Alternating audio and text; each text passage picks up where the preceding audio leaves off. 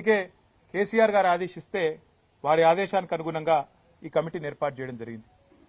ఈ కమిటీ నిరంజన్ రెడ్డి గారి నేతృత్వంలో రాష్ట్రమంతటా కూడా విస్తృతంగా రాబోయే నెల రోజుల పాటు పర్యటిస్తుంది.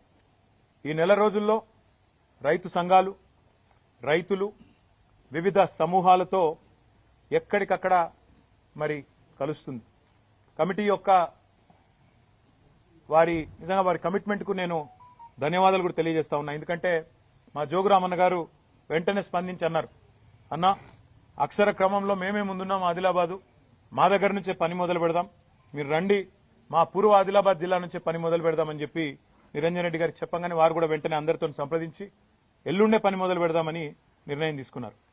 24వ తారీఖు నుంచి ఈ కమిటీ మరి పూర్వ ఆదిలాబాద్ జిల్లా నుంచి తన పనిని ప్రారంభించి రాబోయే నెల రోజుల పాటు అన్ని జిల్లాలు దాదాపుగా అన్ని వర్గాల రైతులను, వ్యవసాయదారులను అందరినీ కలిసి ఏ రకమైన ఇబ్బందులున్నాయి, రుణమాఫీ ఎంత మేరకు జరిగింది, రైతు భరోసా ఎంత మేరకు రాబోతున్నది, అసలు రాష్ట్రంలో ఏం జరుగుతా ఉంది, కరెంటు సరఫరా ఎట్లున్నది, నీటి పరిస్థితి ఏంది, సాగునీటి పరిస్థితి ఏంది, రైతులు ఏ రకంగా ఇబ్బందులు ఎదుర్కొంటున్నారు, మద్దతు ధర పరిస్థితి ఏంది, బోనస్ ఏంది, కొనుగోలు కేంద్రాలు ఏంది, అసలు రాష్ట్రంలో రైతు వేదికలు ఏవైతే 2603 ఆనాడు కేసీఆర్ గారి నాయకత్వంలో కట్టుకున్నామో ఆశించిన ప్రయోజనం గాని ఉద్దేశించిన లక్ష్యం గాని నెరవేరుతున్నదా, వాటి వల్ల ఏం జరుగుతున్నది, ఇవన్నీ కూడా అన్ని జిల్లాల్లో పర్యటించి ఎక్కడికక్కడ రైతాంగంతో మాట్లాడి వారిలో భరోసాను కూడా నింపడానికి ఈ ఉద్దేశం ఏంటంటే రైతులు ఇవాళ నిస్పృహలో